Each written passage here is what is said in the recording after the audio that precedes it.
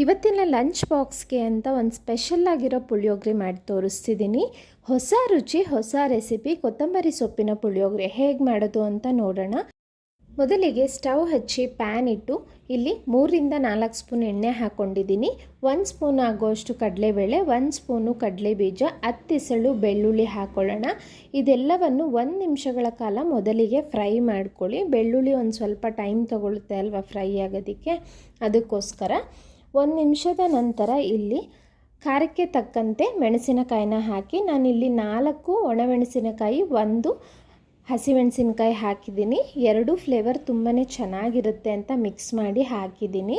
1 spoon ಆಗೋಷ್ಟು ಜೀರಿಗೆ, ಅರ್ಧ ಸ್ಪೂನ್ ಆಗೋಷ್ಟು ಕಾಳುಮೆಣಸು, 1/4 ಟೇಬಲ್ ಸ್ಪೂನ್ ಆಗೋಷ್ಟು ಮೆಂತ್ಯ ಕಾಳು, ಒಂದು ಸ್ವಲ್ಪ ಕರಿಬೇವನ್ನು ಹಾಕ್ಕೊಂಡಿದ್ದೀನಿ. ಆದಷ್ಟು ಹಸಿ ಕರಿಬೇವು ಹಾಕಿದ್ರೆ ಫ್ಲೇವರ್ ತುಂಬಾ ಚೆನ್ನಾಗಿರುತ್ತೆ.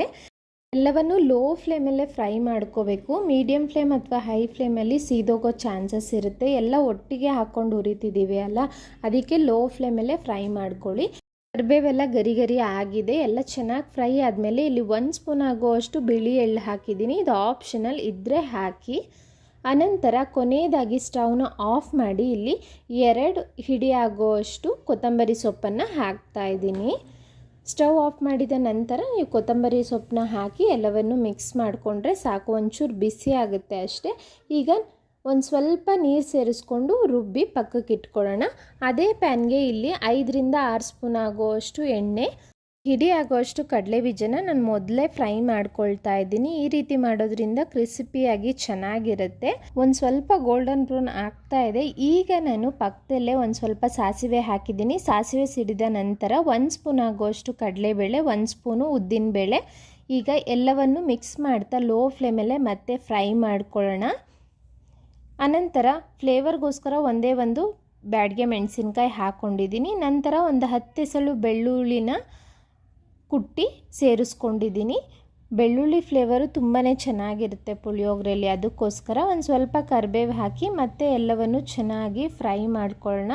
ನೋಡಿ, ಕಡಲೆಬೀಜ, ಕಡಲೆಬೇಳೆ ಎಲ್ಲವೂ ಪರ್ಫೆಕ್ಟಾಗಿ ಫ್ರೈ ಆದಮೇಲೆ ನಾವು ರುಬ್ಬಿ ಇಟ್ಕೊಂಡಿರೋ ಅಂಥ ಮಸಾಲೆನ ಸೇರಿಸ್ಕೊಳ್ಳೋಣ. ಈಗ ಆ ಮಸಾಲೆನೆಲ್ಲ ಹಾಕ್ಕೊಂಡು ಅನಂತರ ಆ ಮಿಕ್ಸಿ ಜಾರ್ಗೆ ಒಂದು ಸ್ವಲ್ಪ ನೀರನ್ನ ಹಾಕಿ ಅದನ್ನು ಸೇರಿಸ್ಕೊಳ್ತಾ ಇದ್ದೀನಿ.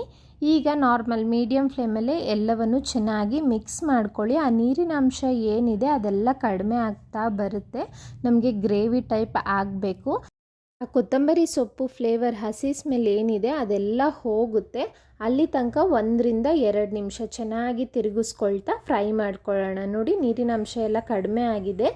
ಈಗ ನಾನು ಒಂದು ನಿಂಬೆ ಹಣ್ಣಿನ ಗಾತ್ರದ ಹುಣಸೆ ರಸನ ಸೇರಿಸ್ತಾ ಇದ್ದೀನಿ. ರುಚಿಗೆ ತಕ್ಕಷ್ಟು ಉಪ್ಪು, ಒಂದು ಸಣ್ಣ ನೆಲ್ಲಿಕಾಯಿ ಗಾತ್ರದ ಬೆಲ್ಲನ ಹಾಕ್ಕೊಳ್ತಾ ಇದ್ದೀನಿ. ಎಲ್ಲವನ್ನು ಮತ್ತೆ ಚೆನ್ನಾಗಿ ಮಿಕ್ಸ್ ಮಾಡ್ಕೊಳ್ಳಿ.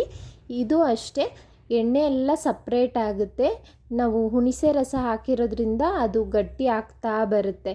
ಮತ್ತೆ 1ರಿಂದ 2 ನಿಮಿಷ ನೀವು ತಿರುಗಿಸ್ಕೊಳ್ತಾ ಇದ್ದರೆ ನೋಡಿ, ಕೊತ್ತಂಬರಿ ಸೊಪ್ಪಿನ ಪುಳಿಯೋಗರೆ ಗೊಜ್ಜು ರೆಡಿ ಇದೆ. ಎಣ್ಣೆ ಎಲ್ಲ ಯಾವ ರೀತಿ ಸಪ್ರೇಟ್ ಆಗಿದೆ ನೋಡಿ, ಪರ್ಫೆಕ್ಟ್ ಆಗಿದೆ. ಈಗ ಸ್ಟವ್ನ ಆಫ್ ಮಾಡ್ಕೊಳ್ತಾ ಇದ್ದೀನಿ.